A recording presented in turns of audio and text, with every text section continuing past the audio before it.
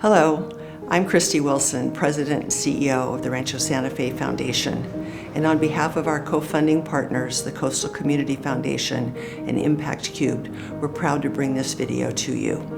In the video, you're going to learn how to navigate the new opportunities that are presented to all nonprofits through the Payroll Protection Program and the CARES Act.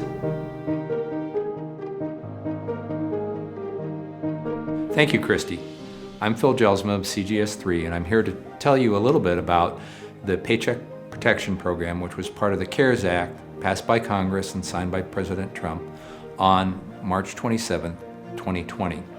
One of the more important provisions of the Act is a forgivable loan program that's administered by the Small Business Administration, or SBA, that allows nonprofit entities and veterans organizations, so 501c3 and 501c19 organizations, to borrow money from an SBA lender, and the loan program allows the loan to be forgivable over time, and the borrower does not need to provide any collateral or guarantees for the loan.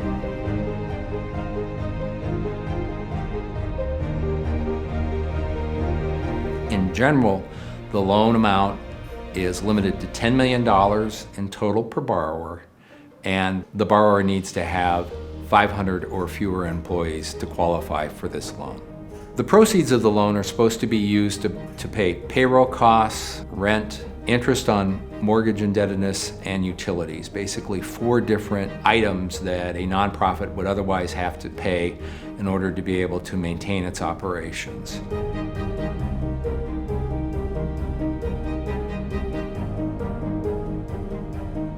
The amount of the loan depends on the borrower's average payroll costs over the 12-month period prior to the loan.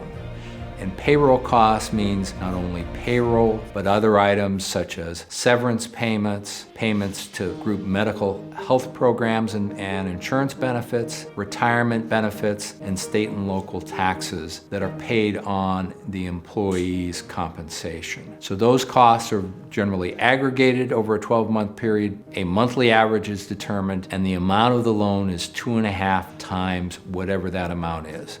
So if my average payroll cost for a 12-month period of time was $100,000, the amount of the loan is $250,000, or 2.5 times that amount. After the loan is received, you can then determine how much of the loan is forgiven and how much of the loan needs to be repaid. The portion that's forgiven is calculated over an 8-week period of time after the loan originates. So at the moment that the loan amount is actually borrowed, then to the extent that the loan proceeds are used for payroll costs, rent, utilities, and interest on mortgages that were incurred before February 15th, 2020, that's the portion of the loan that will be forgiven as part of the program. To the extent that the proceeds are used to pay those costs, that amount is forgiven.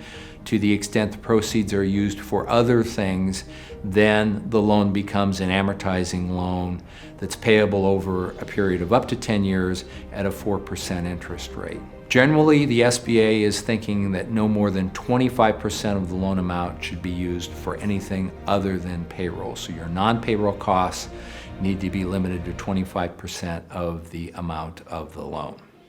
The amount that's forgiven can be adjusted and adjusted downward. That is, you can never forgive more than the amount of the loan, but the amount that's forgiven can be adjusted downward if the employer has either reduced headcount as compared to the average number of employees either from February 15th, 2019 through June 30th of 2019, or the average number of employees from January 1st, 2020 to February 29th, 2020. The average number of employees of the entity has decreased since those time periods. The forgivable portion can be reduced, but an employer who has reduced headcount can avoid that problem by effectively re-adding those people to the payroll by June 30th, 2020. The same problem is created if an employer reduces an employee's compensation by more than 25% after February 15th of 2020. If an employer has done that, the portion of the loan that will be forgiven will also be reduced by those reduced wages unless the employer restores those wages by June 30th of 2020. So either a reduction in headcount or a reduction in compensation in excess of 25% can impact the forgivable portion, but Congress gives an employer an ability to avoid that result by either restoring headcount or restoring payroll by June 30th of 2020. Most nonprofits, their first question is, well, how do I apply? Where do I apply to this? There's actually a program that the SBA has set up with its authorized lenders, allowing the authorized lenders to start accepting applications on Friday, April 3rd. So that's the first time that anyone should be able to submit an application, but the application needs to be submitted through an SBA authorized lender. Many of our nonprofit clients are asking where to turn, where to look for those.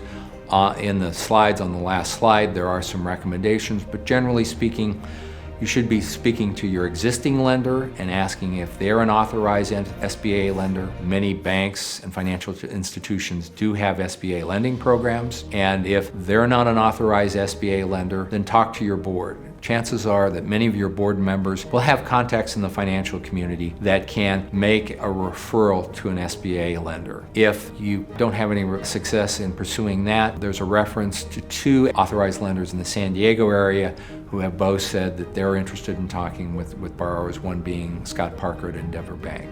Needless to say, if you have questions, comments, or concerns, feel free to reach out to me. My email address is in the PowerPoint, or Christy Wilson at Rancho Santa Fe Foundation. We wish you best of health and best of luck in pursuing the Paycheck Protection Program. Thank you.